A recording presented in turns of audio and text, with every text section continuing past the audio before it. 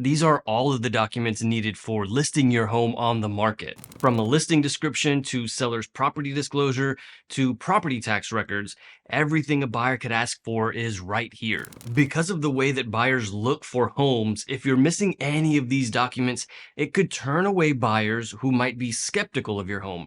Many times, real estate agents will refer to this as a listing package. When a potential buyer asks about the home, the listing agent or the seller can just hand the entire listing package over to the potential buyer to answer any questions that they might have.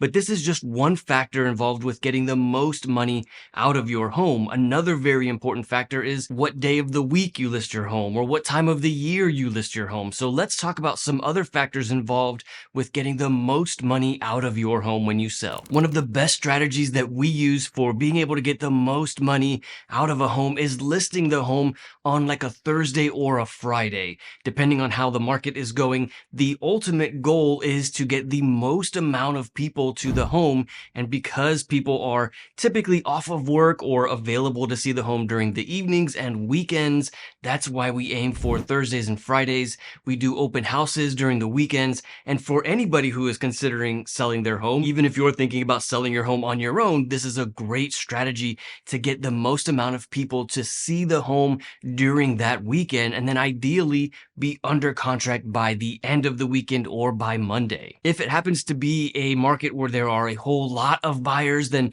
Friday is certainly doable. If there are less buyers, then maybe Thursday, maybe even Wednesday, but ultimately you're trying to get the most amount of people during that weekend. You're trying to get like the climax of the listing for that weekend during the open houses. And then when it comes to which time of the year is best to sell your home, it kind of depends on what strategy you want to use. It is true that the spring and summer is a more active time of year for real estate, but this also means that there are not only more buyers, but there are also more sellers. So if your home is one that can compete with the other sellers and the other homes that are in the market, then the spring is a great time of year to list your home for sale. But if your home is one that needs a little bit of work and maybe can't compete with all of the listings that are on the market during the spring, then the fall or the winter is a better time to list. This is when there are far less listings. And so ideally there will be more buyers coming to your listing if it's one of those homes that maybe needs a little bit of work. At the end of the day, we want to make sure that you have everything you need and are using the best strategy to get the most money out of your home. We certainly think that it is possible to sell your own home. That's why we make these videos. But we also acknowledge that it can be difficult to sell a home. There are a lot of moving parts, and the difference between doing the right strategy and maybe using the wrong strategy can sometimes be tens or even hundreds of thousands of dollars. So don't hesitate to reach out to us anytime. If you are thinking about selling your home or you have any questions about selling your home, feel free to reach out to us. All of our contact information is in the description below. But another way that you can get the most money out of your home is to make sure you get as much market exposure for the home as possible. This means not only using the MLS and using things like an open house or the weekends, but you also want to make sure that the home is on Zillow, Realtor.com, Redfin, every single one of those third-party websites. In addition to that, you also may want to consider paid for marketing. This is a great way to get people to see the listing that might not necessarily be using this specific platform like Zillow or Realtor.com.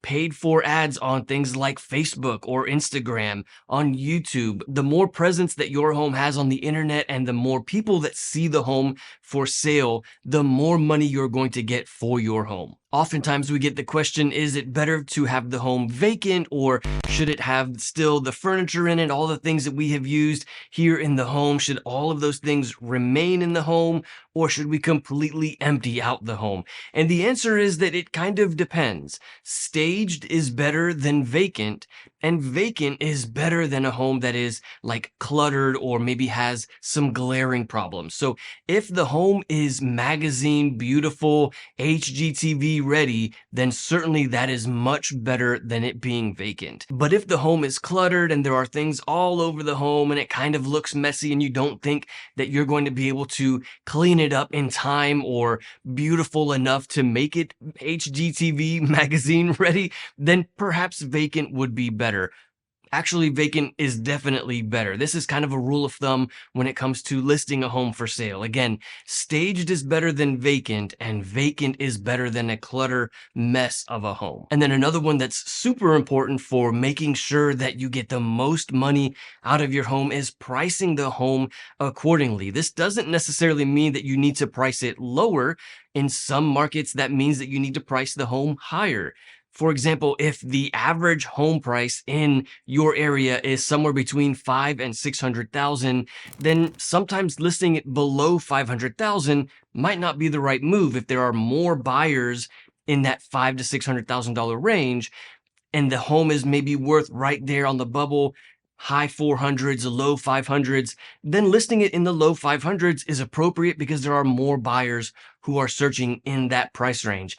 However, if the home is worth, high 500s and maybe low 600s, somewhere on that line, then listing it lower is more appropriate, again, because there are more buyers in that 5 to 600 range. It really just depends on the average price point in the area where you live or which price point has more buyers. But one rule that you definitely need to remember is that listing the home too high and not getting enough people to see the home for sale because maybe you have listed it higher than what most people are searching is critical and could really cause you to not be able to sell the home at all. It's kind of like The Price is Right. If you remember the old show, actually, I think the show is still around, The Price is Right. And so there was that rule where they would have the game and they would all have to guess the price of that object. And if anybody guessed a price that was even $1 higher than the price of the object, then they would automatically lose. And that's what it's like pricing a home for sale.